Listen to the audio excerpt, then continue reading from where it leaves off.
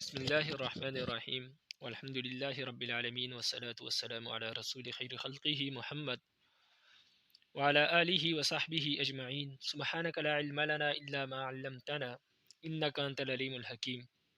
ربی زدنی علما ربی زدنی علما ربی زدنی علما رب اشرح لی صدری ویسر لی امری واحلل عقدۃ من لسانی یفقہوا قولی۔ تفسیر قرآن کا تیسرا ماخذ اقوال صحابہ ہے، یعنی اقوال صحابہ سے بھی قرآن مجید کی تفسیر ہوتی ہے۔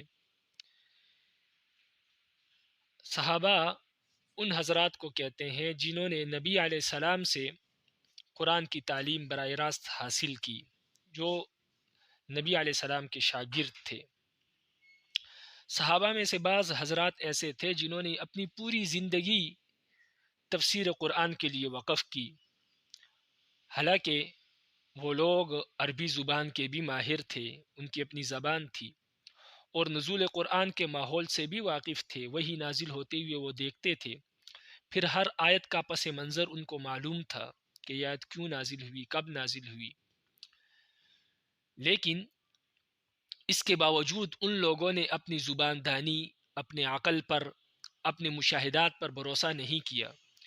بلکہ قرآن مجید کی تعلیم نبی علیہ السلام سے سبقاً حاصل کی، اور نبی علیہ السلام سے قرآن مجید کے معانی، مطالب، اسرار و رموز اور مسائل اور تشریحات اور تفسیر نبی علیہ السلام سے سیکھی۔ اپنے علم، اپنے عقل، اپنی زبان دانی پر ان لوگوں نے بھروسہ نہیں کیا۔ تو جب ان حضرات نے پوری زندگیاں وقف کر کے نبی علیہ السلام سے قرآن سیکھا اور سبقاً پڑھا، تو اب وہ حضرات اگر قرآن کی تفسیر کرتے ہیں تو اس کا یہی مطلب ہے کہ یہ تفسیر وہ لوگ اپنی طرف سے نہیں کر رہے، ان لوگوں نے جو قرآن کی تفسیر کی ہے اور ان کے اقوال موجود ہے تفسیری، تو لازمی بات ہے صحابہ نے وہ اقوال اور وہ تشریحات اور وہ تفسیر نبی علیہ السلام سے سنی ہے قرآن کی، اس لیے وہ بیان کر رہے ہیں، اپنی طرف سے نہیں کر رہے۔ اگر اپنی طرف سے انہوں نے تفسیر بیان کرنی ہی تھی تو پھر نبی علیہ السلام سے ان کو پڑھنے کی کیا ضرورت تھی؟ وہ زبان تو خود سمجھتے تھے اور پس منظر اور واقعات اور کا ان کو علم تھا، نبی علیہ السلام کی صحبت میں رہتے تھے، لیکن انہوں نے نبی علیہ السلام سے تفسیر سیکھی، اس کے بعد پھر انہوں نے تفسیری اقوال اپنے صحابہ کو تفسیر پڑھائی، اور ان کے شاگردوں نے صحابہ کے شاگردوں نے پھر ان کے اقوال جمع کیے اور ان سے تفسیر سیکھی، اور ان کے اقوال اس طرح کتابوں میں موجود ہے جو ان کے شاگردوں نے لکھے ہیں، کسی آیت، کسی رکوع یا کسی صورت کے تحت۔ تو ان کے وہ اقوال جو ہے وہ اصل میں انہوں نے نبی علیہ السلام سے سنے تھے،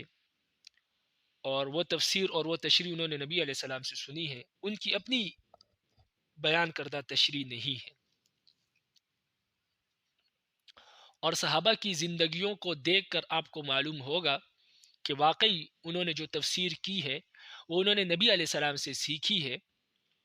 نبی علیہ السلام کی تشریح ہی ہے اصل میں، اگرچہ انہوں نے نبی علیہ السلام کا نام نہیں لیا تشریح کرتے وقت، لیکن جتنا وقت اور جتنی زندگی انہوں نے تفسیر میں لگائی اور نبی علیہ السلام سے تفسیر سیکھنے میں جتنی عمر انہوں نے لگائی، اس سے معلوم ہوتا ہے کہ انہوں نے ہر لفظ اور ہر لفظ کی تشریح نبی علیہ السلام سے سیکھی۔ وگرنہ اگر موٹی موٹی تفسیر پڑھنا مقصود ہو تو اس میں اتنا وقت خرچ نہیں ہوتا، اتنا وقت نہیں لگتا جتنا صحابہ نے تفسیر قرآن کے سیکھنے میں لگایا۔ ایک مشہور تابعی ابو عبد الرحمن سلمی فرماتے ہیں کہ صحابہ اکرام میں سے جو حضرات قرآن کریم کی تعلیم یاد کرتے تھے، مثلا قرآن کریم کی تفسیر سیکھتے تھے نبی علیہ السلام سے، مثلا حضرت عثمان، حضرت عبداللہ ابن مسعود اور ان کے علاوہ دیگر صحابہ، انہوں نے ہمیں بتایا کہ وہ جب آپ صلی اللہ علیہ وسلم سے 10 آیات سیکھتے تھے تو اس وقت تک آگے نہیں بڑھتے تھے جب تک کہ ان آیات کی تمام علمی اور عملی باتوں کا علم نبی علیہ السلام سے حاصل نہ کر لے۔ تو اس سے معلوم ہوا کہ صحابہ ہر چھوٹی اور بڑی بات جو تفسیر سے متعلق ہوتی تھی نبی علیہ السلام سے سیکھتے تھے، اس لیے تو 10 آیات سے آگے نہیں بڑھتے تھے، صرف علمی نہیں بلکہ اس کے عملی پہلو بھی نبی علیہ السلام سے سیکھتے تھے کہ عمل کیسے کرنا ہے. علم تو ہمیں آ گیا، آپ اس پر عمل کیسے کرنا ہے، وہ بھی نبی علیہ السلام سے سیکھتے تھے. تو ان کی زندگیوں کو دیکھ کر معلوم ہوتا ہے کہ انہوں نے ہر چیز نبی علیہ السلام سے سیکھی، وگرنہ اتنا وقت نہیں لگتا. آپ مزید آگے اقوال پڑھیں. مسند احمد میں حضرت انس فرماتے ہیں کہ جب کوئی شخص سورہ بقرہ اور سورہ آل عمران پڑھ لیتا تو ہماری نگاہوں میں وہ بہت قابل احترام ہو جاتا تھا. اس کا یہی مقصد ہے کہ یہ پڑھنا آسان نہیں ہوتے تھے، کافی عرصہ لگ جاتا تھا اس پر. آگے خود عبداللہ ابن عمر فرماتے ہیں کہ مجھے سورہ بقرہ یاد کرنے میں 8 سال لگ گئے. اب لازمی بات ہے کہ حضرت عبداللہ ابن عمر کا حافظہ اتنا کمزور نہیں تھا کہ وہ سورہ بقرہ یاد کرنے میں ان کو صرف الفاظ یاد کرنے میں 8 سال لگ گئے، بلکہ اس کا یہی مطلب ہے کہ الفاظ کے ساتھ ساتھ اس کی معنی، اس کی تشریح، اس کے اسرار و رموز، اس کے علمی اور عملی پہلوؤں کو سیکھتے نبی علیہ السلام سے سیکھتے ان کو 8 سال لگ گئے. تو اس سے معلوم ہوتا ہے کہ حضرت انس نے جو فرمایا رضی اللہ تعالیٰ عنہ نے کہ جو سورہ بقرہ اور آل عمران پڑھ لیتا وہ ہماری نگاہ میں بہت محترم ہوتا تھا، قابل احترام ہوتا تھا، یہ اس وجہ سے ہوتا تھا کہ صرف یاد کرنا نہیں ہوتا تھا بلکہ اس کے ہر پہلو کو وہ سیکھتے تھے. جب سورہ بقرہ میں 8 سال لگے تو پھر آل عمران میں 5-6 سال اور لگائے، تو یہ 15-16 سال 2 صورتوں کو سیکھنے میں لگ جاتے تھے. تو پورے قرآن میں تو پوری زندگیاں لگ جاتی تھی صحابہ کو، اور زندگیاں اسی لیے لگتی تھی کہ وہ ہر پہلو اور ہر مسئلہ نبی علیہ السلام سے سیکھتے تھے قرآن مجید کا. اس لیے ان کا ہر قول جو ہے تفسیر کے بارے میں، تشریح کے بارے میں، وہ معتبر ہے، اس لیے کہ وہ اپنی تشریح نہیں کرتے، اصل میں یہ تشریح انہوں نے نبی علیہ السلام سے سنی ہے اور سیکھی. اسی طرح آگے چلے تو عبداللہ ابن مسعود فرماتے ہیں کہ قسم ہے اس ذات کی جس کے سوا کوئی معبود نہیں کہ کتاب اللہ کی کوئی آیت ایسی نازل نہیں ہوئی جس کے بارے میں مجھے یہ معلوم نہ ہو کہ وہ کس کے بارے میں اور کہاں نازل ہوئی. اور اگر مجھے کسی ایسے شخص کا پتہ چلے جو کتاب اللہ کے بارے میں مجھ سے زیادہ جانتا ہو اور سواریاں اس کے پاس پہنچ سکتی ہو تو میں اس کے پاس ضرور جاؤں گا. یعنی کسی ایسے شخص کا علم ہو جائے جس کو مجھ سے زیادہ قرآن کے بارے میں علم ہو اور وہ ایسی جگہ پر رہتا ہو جہاں پر سواری جا سکتی ہے تو میں اس کے پاس ضرور جاؤں گا قرآن مجید سیکھنے کے لیے. تو یہ صحابہ کا شوق تھا، اسی وجہ سے اپنی زندگی عطا کی تفسیر قرآن کو، اس لیے ان کا قول بھی معتبر ہے. اس لیے ہم کہتے ہیں کہ نبی علیہ السلام کی احادیث کے بعد تیسرا ماخذ قرآن کریم کی تفسیر کا وہ صحابہ اکرام کے اقوال ہیں جنہوں نے اس محنت اور جافشانی سے قرآن کریم کی تفسیر سیکھی تھی. لیکن ساتھ یہ بات بھی یاد رکھنی چاہیے کہ صحابہ اکرام کے تفسیری اقوال کے ذریعے تفسیر کرنے کے 4 شرائط ہیں. صحابہ اکرام کی اقوال سے تفسیر تب جائز ہے جب یہ 4 شرائط پائے جائیں. نمبر 1، جس طرح احادیث میں صحیح، سقیم، ضعیف، موضوع روایتیں موجود ہے اس طرح صحابہ کے اقوال میں بھی صحیح، سقیم، ضعیف، موضوع ہر قسم کی روایتیں موجود ہے. اس لیے احادیث کی طرح صحابہ اکرام کے اقوال کو بھی اصول حدیث پر پرکھنا ضروری ہے. جب اصول حدیث پر وہ پوری اترے اس کے بعد پھر ان کے اقوال کے ذریعے قرآن مجید کی تفسیر کرنا جائز ہے. دوسری شرط یہ ہے کہ صحابہ اکرام کے اقوال کے ذریعے کسی آیت کی تفسیر کرنا تب ہی درست ہوگا جب اس آیت کی تفسیر اور تشریح کے بارے میں نبی علیہ السلام سے کوئی صحیح حدیث موجود نہ ہو. یعنی اس آیت کی تشریح کے بارے میں کوئی صحیح حدیث موجود نہ ہو تو تب اس آیت کی تفسیر صحابہ اکرام کے اقوال سے کرنا جائز ہے. لیکن اگر اس آیت کے بارے میں کوئی حدیث موجود ہے نبی علیہ السلام کی تو ایسی صورت میں صحابی کا جو قول ہے وہ اس حدیث کی تائید ہوگا، وہ تشریح نہیں ہوگا. تشریح حدیث ہوگی قرآن کی اور صحابی کا قول جو ہے وہ اس تشریح اور اس حدیث کی تائید کے لیے ہوگا.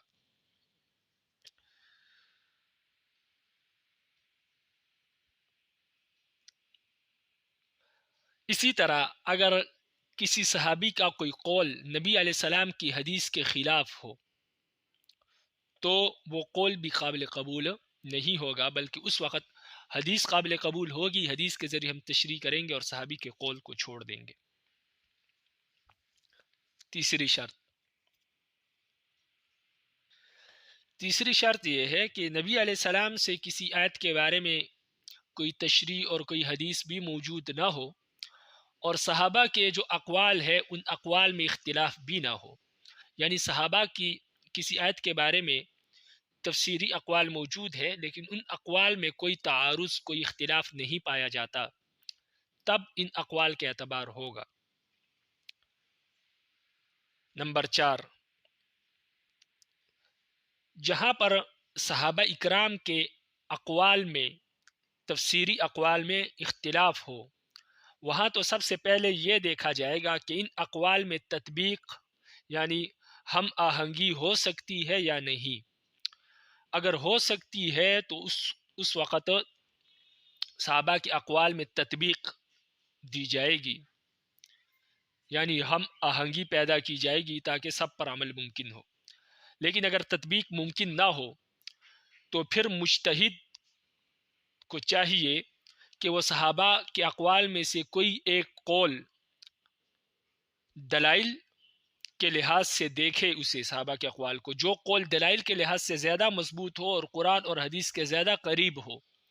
اس کو لے لیا جائے گا اور باقی اقوال کو چھوڑ دیا جائے گا۔ یہ 4 شرائط ہے صحابہ اکرام کے اقوال کے بارے میں، یعنی ان کے اقوال سے تفسیر کرنے کے بارے میں۔ یہاں تک آپ کتاب کو دیکھیں۔ فرماتے ہیں تیسرا ماخذ اقوال صحابہ ہے۔ جن حضرات نے قرآن کریم کی تعلیم براہ راست حضرت صلی اللہ علیہ وسلم سے حاصل کی وہ صحابہ اکرام ہے۔ ان میں سے بعض حضرات نے اپنی پوری زندگیاں اسی کام کے لیے وقف کی ہوئی تھی کہ قرآن کریم، اس کی تفسیر اور متعلقات کو براہ راست آپ صلی اللہ علیہ وسلم کے اقوال اور افعال سے حاصل کرے۔ یہ حضرات اہل زبان بھی تھے اور نزول قرآن کے ماحول سے پوری طرح باخبر بھی،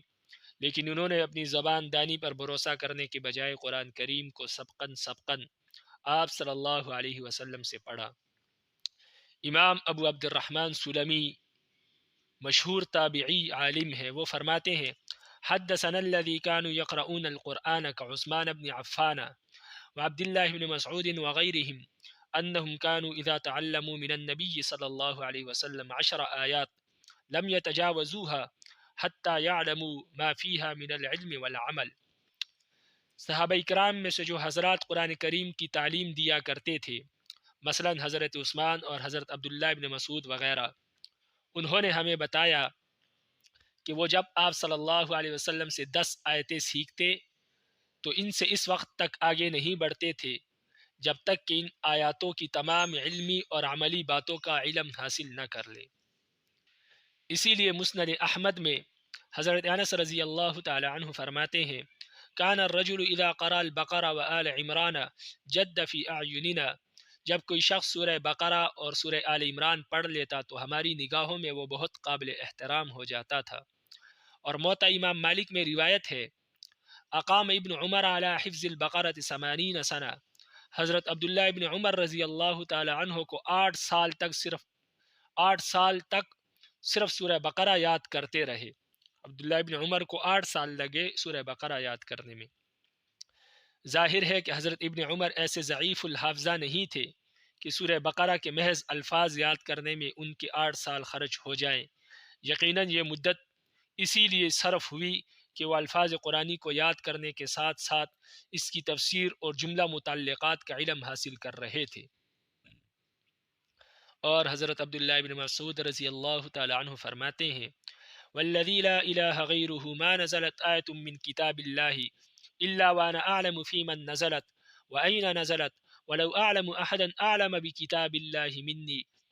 تنالہ المطایا لآتیتہ۔ اس ذات کی قسم جس کے سوا کوئی معبود نہیں کہ کتاب اللہ کی کوئی آیت ایسی نازل نہیں ہوئی جس کے بارے میں مجھے یہ معلوم نہ ہو کہ وہ کس کے بارے میں اور کہاں نازل ہوئی، اور اگر مجھے کسی ایسے شخص کا پتہ چلے جو کتاب اللہ کے بارے میں مجھ سے زیادہ جانتا ہو اور سواریاں اس کے پاس پہنچ سکتی ہو تو میں اس کے پاس ضرور جاؤں گا۔ چنانچہ حضرت صلی اللہ علیہ وسلم کی احادیث کے بعد تفسیر قرآن کا تیسرا اہم ماخذ ان صحابہ اکرام کے اقوال ہے جنہوں نے اس محنت اور جافشانی سے قرآن کریم کی تفسیر سیکھی تھی۔ لیکن یہاں بھی چند امور کو پیش نظر رکھنا ضروری ہے۔ نمبر ایک، صحابہ اکرام کی تفسیری اقوال میں بھی صحیح و سقیم ہر طرح کی روایتیں ملتی ہے،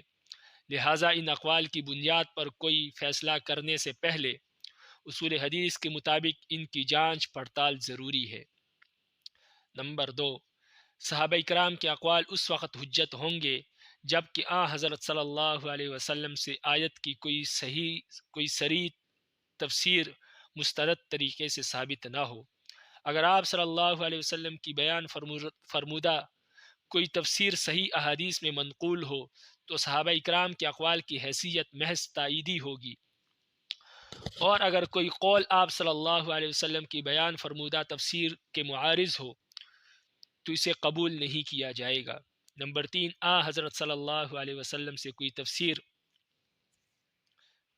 مستند روایات میں منقول نہ ہو اور صحابہ اکرام کی بیان کی ہوئی تفسیروں میں کوئی اختلاف نہ ہو، وہاں انہی کے اقوال کو اختیار کیا جائے گا، یعنی صحابہ کے اقوال کو۔ نمبر چار، صحابہ اکرام کی بیان کردہ تفسیروں میں کوئی اختلاف ہو، وہاں اول تو یہ دیکھا جائے گا کہ ان مختلف اقوال میں کوئی ہم آہنگی ہو سکتی ہے یا نہیں۔ اگر ہم آہنگی ہو سکتی ہے تو اسی پر عمل کیا جائے گا، اور اگر اختلاف ناقابل تطبیق ہو تو ایک مجتہد جس قول کو دلائل کے لحاظ سے زیادہ مضبوط پائے اسے اختیار کر سکتا ہے۔ اس کے بعد ہے چوتھا ماخذ تابعین کے اقوال۔ تفسیر قرآن کا چوتھا ماخذ وہ تابعین کے اقوال ہے۔ تابعین وہ لوگ ہیں جنہوں نے صحابہ کو دیکھا اور صحابہ سے علم دین حاصل کیا،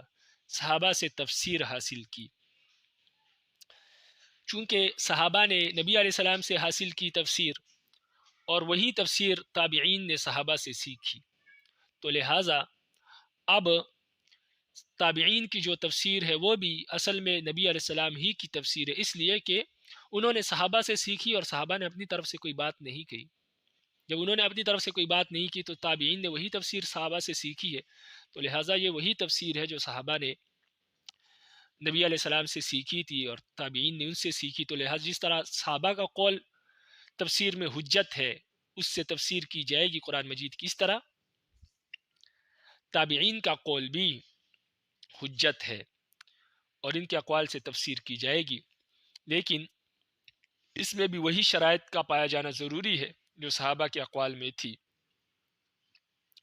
تابعین کے اقوال اس وقت معتبر ہوں گے جب صحابہ کے اقوال کسی تفسیر کسی آیت کے بارے میں موجود نہ ہو، تو اس وقت تابعین کے اقوال کی طرف رجوع کیا جائے گا۔ اگر صحابہ کے اقوال موجود ہے تو اس وقت پھر تابعین کے اقوال کی طرف جانے کی کوئی ضرورت نہیں۔ تو اس میں وہی تفصیل ہے جو صحابہ اکرام کے اقوال میں تھی، لیکن اس کے ساتھ ساتھ یہاں پر ایک بات مزید اور بھی موجود ہے۔ وہ بات یہ ہے کہ علماء کا اختلاف ہے اس بارے میں کہ تفسیر صحابہ تابعین کے اقوال جو ہے وہ تفسیر کا ماخذ ہے یا نہیں، یعنی تابعین کے اقوال سے تفسیر کرنا جائز ہے یا نہیں، اس میں علماء کے اختلاف ہے۔ علامہ ابن کثیر رحمہ اللہ نے بہترین فیصلہ کیا ہے اس کے بارے میں۔ ان کے ارشاد کا خلاصہ یہ ہے کہ اگر کوئی تفسیر، وہ فرماتے ہیں کہ تابعی اگر کوئی تفسیر کسی صحابی سے نقل کر رہا ہو، یعنی تابعی صرف صحابی سے نقل کر رہا ہے تفسیر، تو ایسی صورت میں تو اس تفسیر کا وہی حکم ہے جو صحابی کے قول کا ہے، اس لیے کہ وہ تابعی اپنی طرف منسوب نہیں کر رہا بلکہ صحابی کی طرف منسوب کر رہا ہے۔ تو یہ ایسا ہی ہے جیسے کہ صحابی نبی کی طرف کوئی قول منسوب کرے، تو اسی طرح جب کوئی تابعی صحابی کی طرف کوئی قول منسوب کرتا ہے تو اس کا وہی حکم ہے جو صحابہ کے اقوال کا ہے، یعنی یہ بھی اسی طرح معتبر ہے جس طرح صحابہ کے اقوال معتبر ہے۔ لیکن اگر تابعی کوئی تفسیری قول صحابی کی طرف منسوب نہ کرے بلکہ اپنی طرف منسوب کرے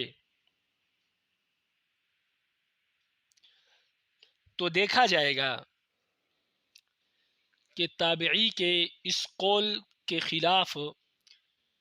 کوئی دوسرا قول کسی دوسرے تابعی کا موجود ہے یا نہیں. اگر کوئی دوسرا قول اس قول کے خلاف موجود ہو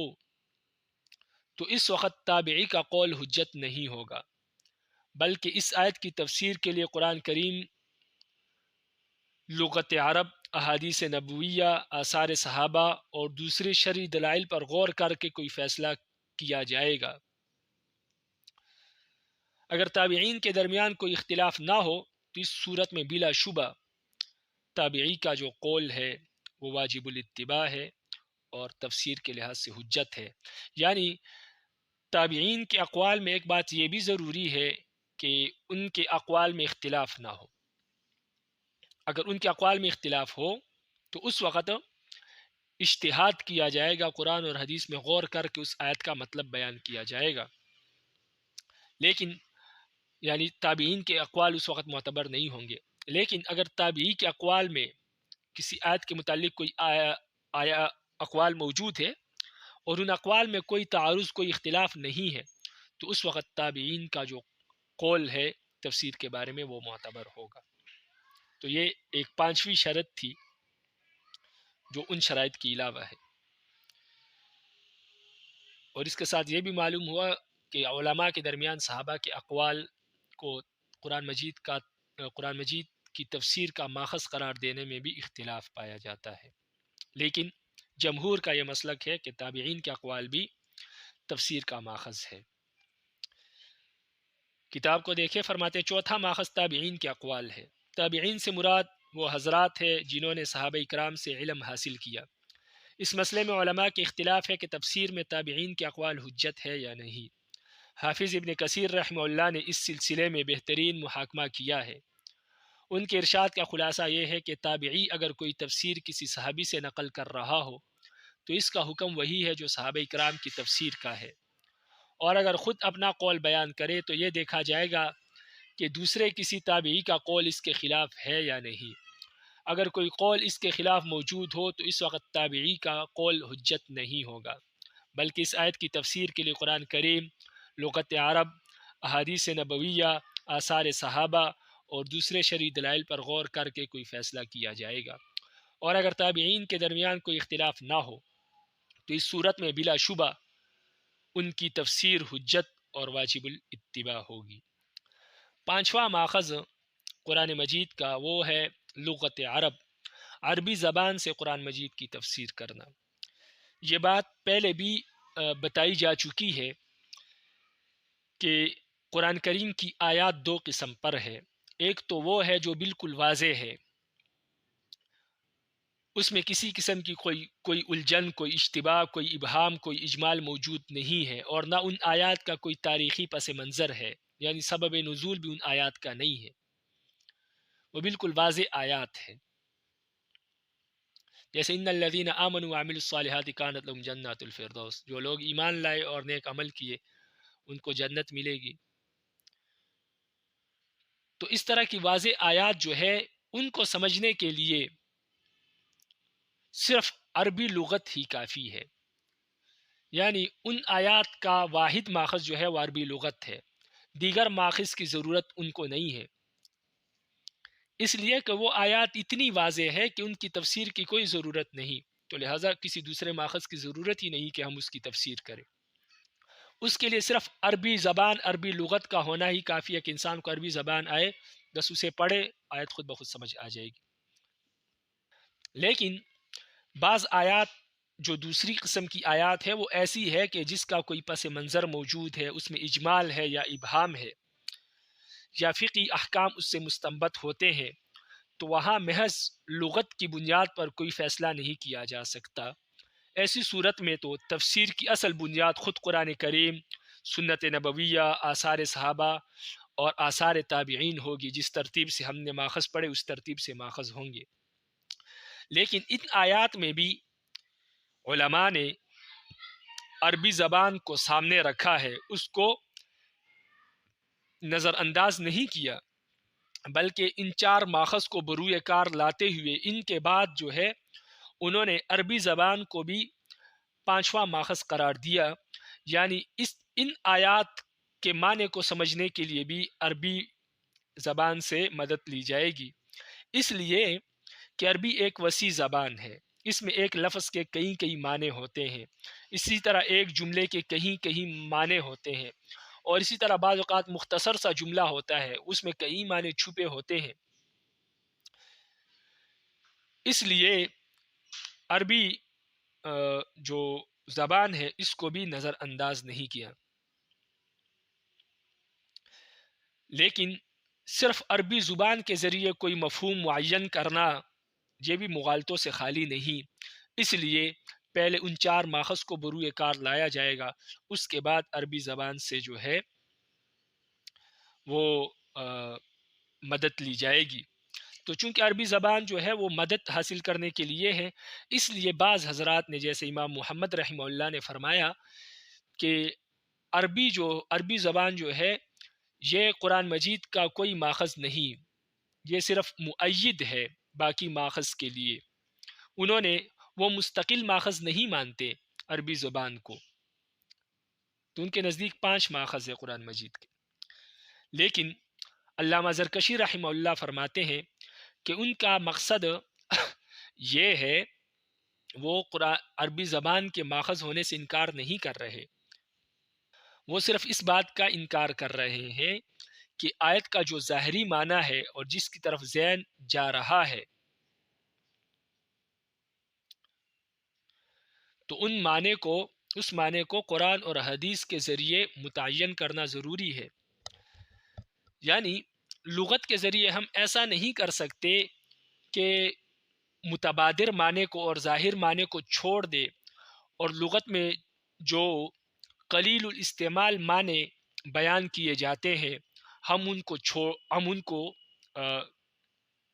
ان معنوں کو استعمال کرے، ان کو بروئے کار لائے اور ان کے ذریعے قرآن مجید کی تفسیر کرے، یہ جائز نہیں ہے، اس لیے کہ ایسی صورت میں قرآن مجید کا معنی درہم برہم ہو جائے گا، اس لیے کہ قرآن مجید جو ہے عربی زبان میں نازل ہوا اور امت کی رہنمائی کے لیے نازل ہوا، اور یہ عام جو عرب کے محاورات ہیں ان کے مطابق یہ قرآن نازل ہوا، اور انہی محاورات کی روشنی میں اس کو سمجھنا ضروری ہے۔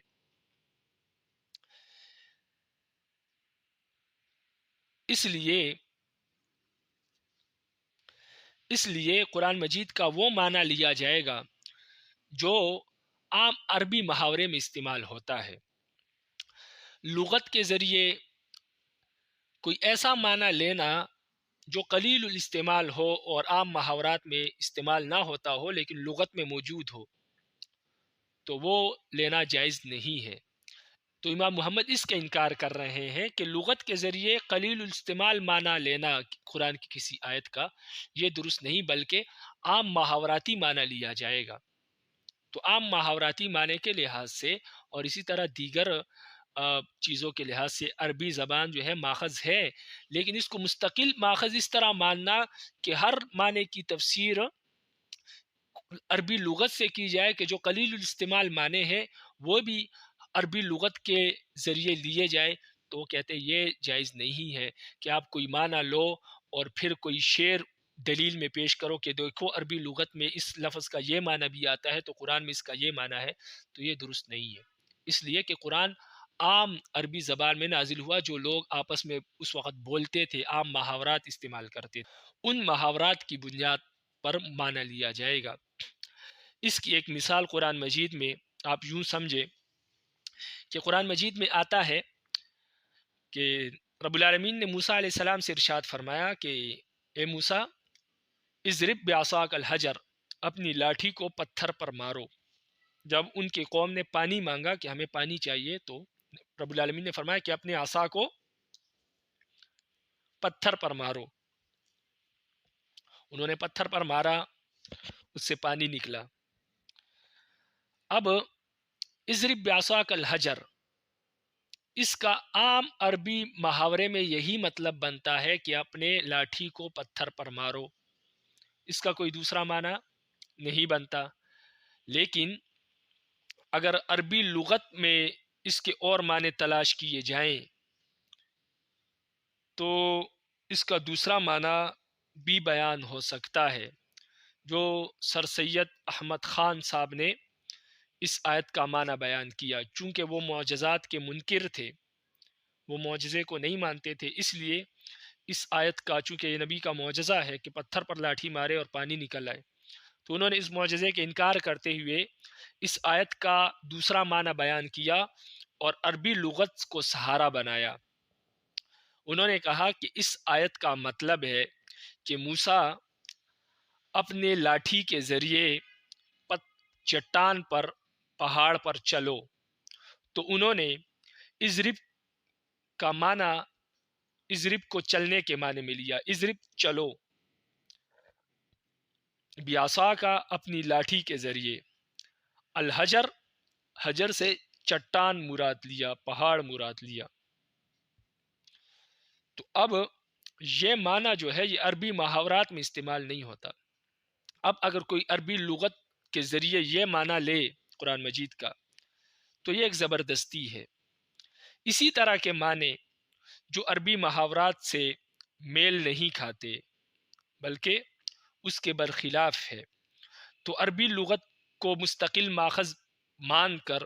اور یہ معنی مراد لینا یہ جائز نہیں۔ تو امام محمد کے قول کا مطلب کہ عربی زبان جو ہے یہ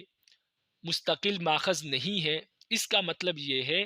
کہ عربی زبان سے وہی تفسیر کرنا جائز ہے جو شریعت کے اصولوں کے مطابق ہو۔ جو تفسیر عربی لغت سے کی جائے اور وہ قرآن اور حدیث اور شرعی اصولوں کے مطابق نہ ہو تو وہ تفسیر قابل قبول نہیں ہے۔ اس لحاظ سے انہوں نے کہا کہ عربی زبان کی تفسیر تب معتبر ہوگی عربی لغت کی جب وہ قرآن اور حدیث کے مطابق ہو، شریعت کے مطابق ہو، یعنی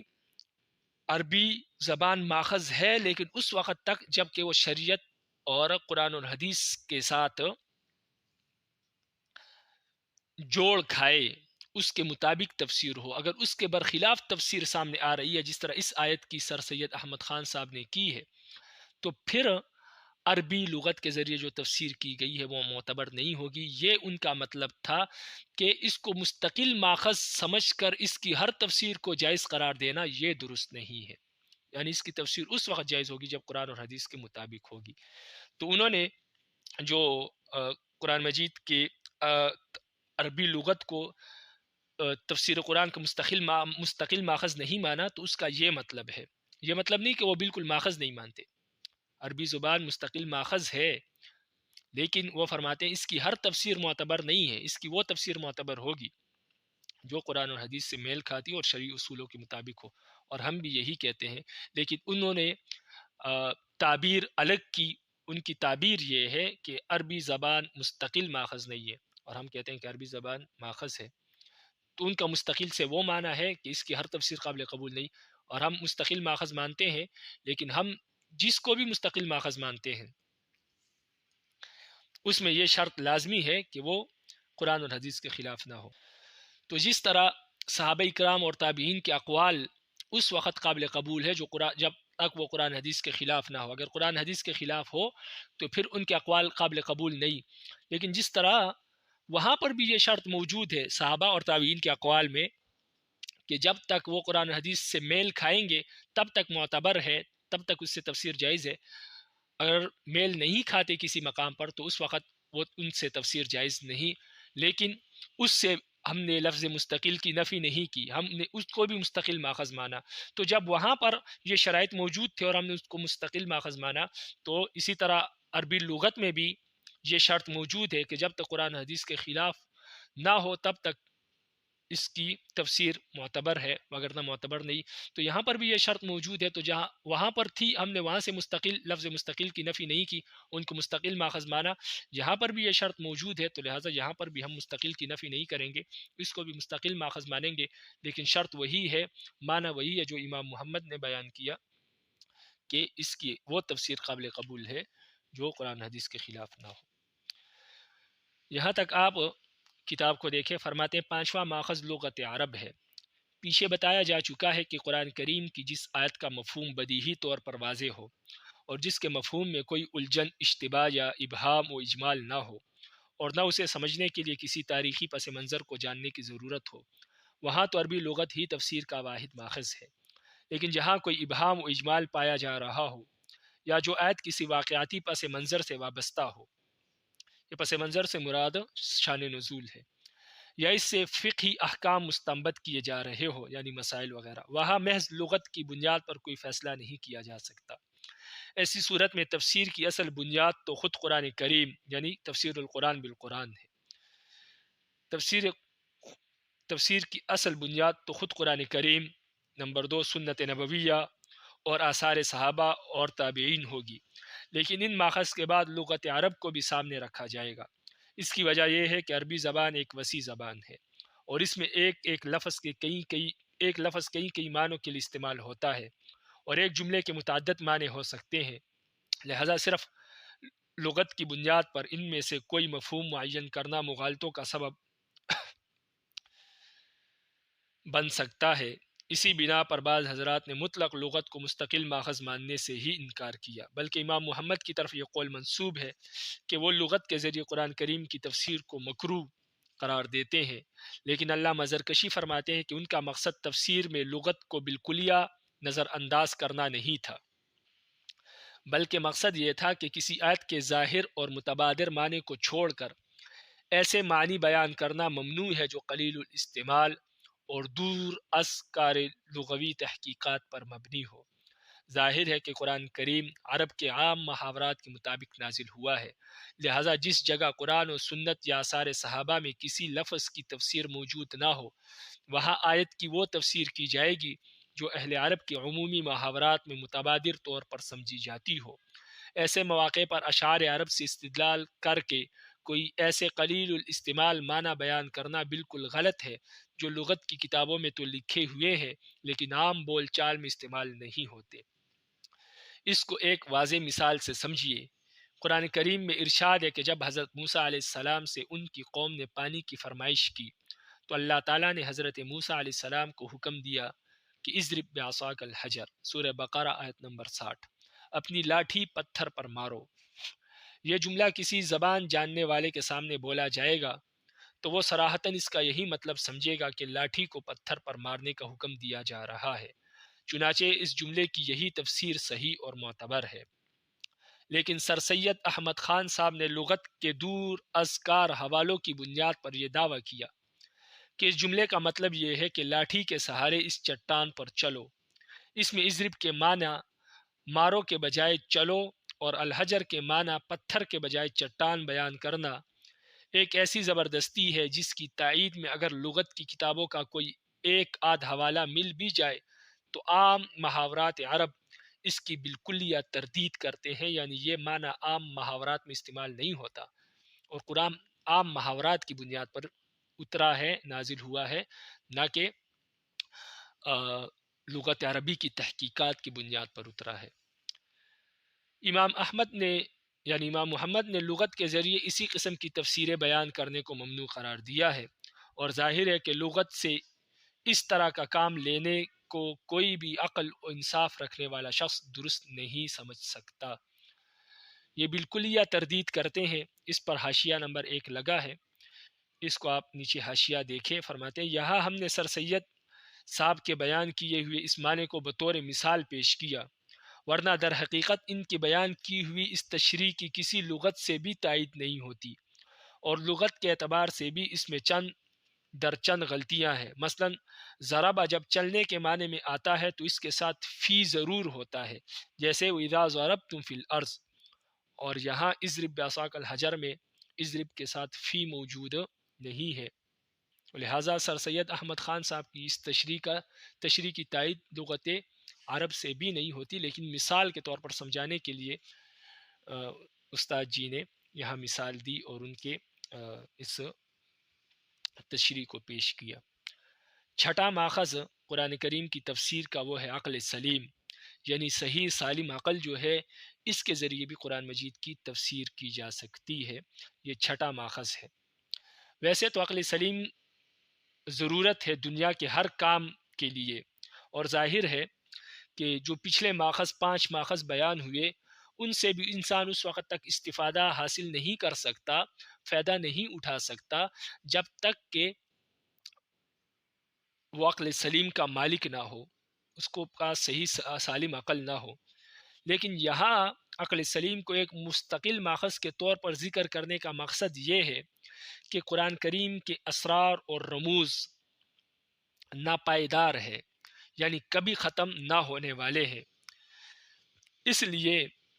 مذکورہ بالا 5 ماخذ کے ذریعے اس مضامین کو بقدر ضرورت ہی انسان سمجھ سکتا ہے، اور بقدر ضرورت ہی سمجھ سکا ہے ابھی تک۔ لیکن جہاں تک قرآن مجید کے اسرار اور رموز اور حکم اور حقائق اور معارف کا تعلق ہے، اس کے بارے میں کسی بھی دور میں یہ نہیں کہا جا سکتا کہ اب قرآن مجید کے اسرار، معارف اور رموز کی انتہا ہو گئی ہے، ختم ہو گئے ہیں، اب قرآن مجید میں مزید کوئی معارف اور اسرار اور رموز نہیں ہے۔ ایسا کوئی بھی نہیں کہہ سکتا، کسی زمانے میں بھی نہیں کہہ سکتا، اس لیے کہ قرآن مجید کے اسرار اور رموز کبھی ختم نہیں ہو سکتے، یہ قیامت تک باقی ہے اور باقی رہیں گے۔ اس کی جتنی بھی تشریح کی جائے یہ کم ہے، جتنے بھی اسرار اور رموز اس سے نکالے جائے یہ کم ہے۔ کوئی قرآن مجید کی حقائق کی طرف مکمل رسائی حاصل نہیں کر سکا اور نہ حاصل کر سکتا ہے۔ اس لیے جتنے حقائق اور معارف قرآن مجید سے نکالے جا چکے ہیں، اس سے کہیں زیادہ قرآن مجید میں اب بھی موجود ہے۔ اس لیے شریعت نے عقل کو تفسیر قرآن کا ماخذ قرار دیا اور یہ تقاضا کیا کہ انسان کو چاہیے کہ قیامت کی صبح تک اپنے عقل کے ذریعے قرآن مجید میں غور و فکر کرے اور تدبر کرے اور قرآن کریم کے اسرار اور رموز اور معارف نکالے اور نکالتا رہے۔ اسی لیے سائنس جتنی ترقی کر رہی ہے، قرآن کے اسرار اور رموز اور واضح ہو رہے ہیں۔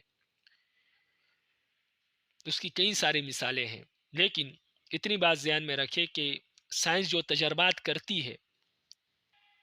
وہ عقل سلیم ہی کی بنیاد پر کرتی ہے، اور جب کوئی تجربہ ہوتا ہے، کوئی بات سامنے آتی ہے، کوئی تحقیق سامنے آتی ہے، تو اس سے قرآن مجید کی تشریح اور نکھر جاتی ہے، یا کسی آیت یا کسی لفظ کی تشریح اور نکھر جاتی ہے۔ جیسے قرآن مجید کی آیت اولم یری الذین کفروا ان السماوات والارض کانتا رتقا ففتقناہما، کیا یہ لوگ نہیں دیکھتے کہ زمین و آسمان جڑے ہوئے تھے اور ہم نے پھر ان کو جدا جدا کیا۔ اب اس آیت کی تشریح انسان کے سمجھ میں نہیں آ سکتی تھی، لیکن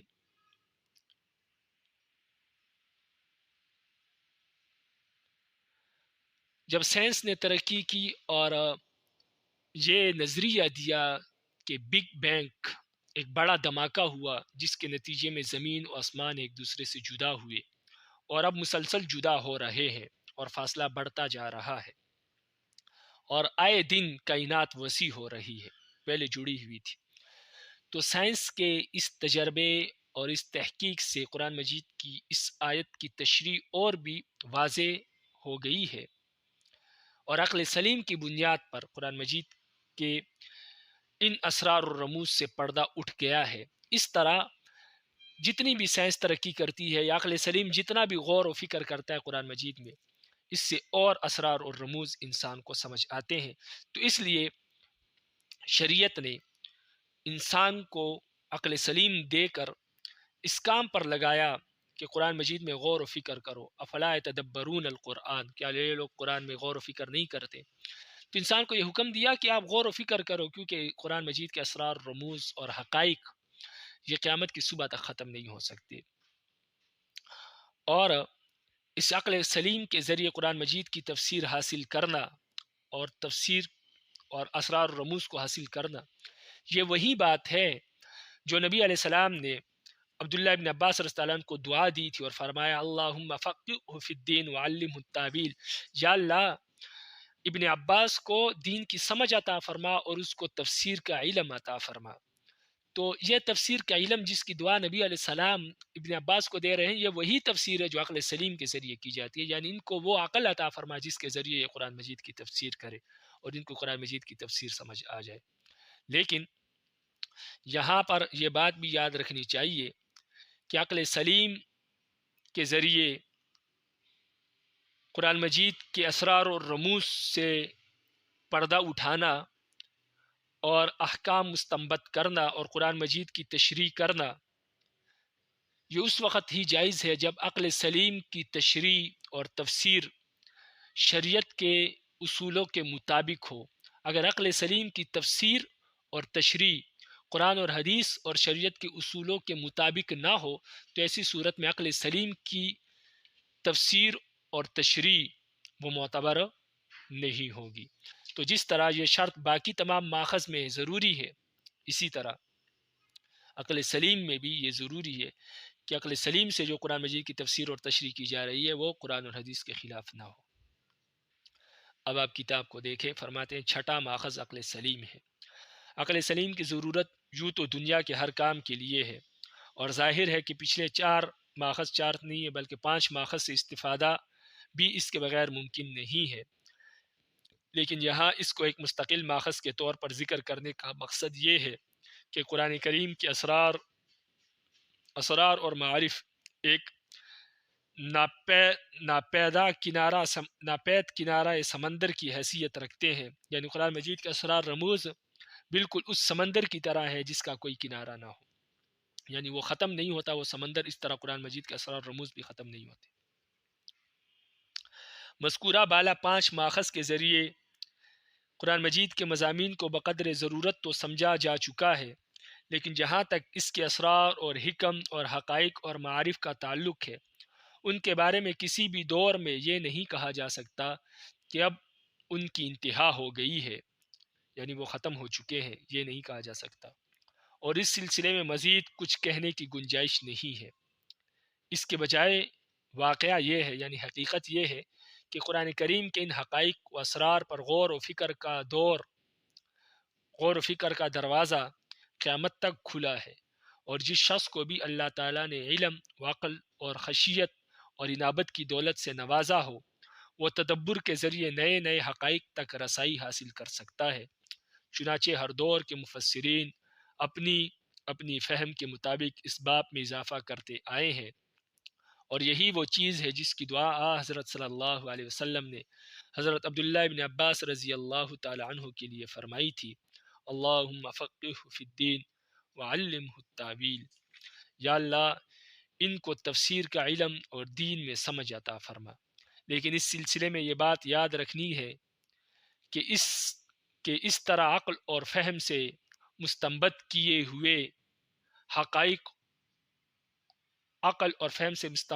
ہوئے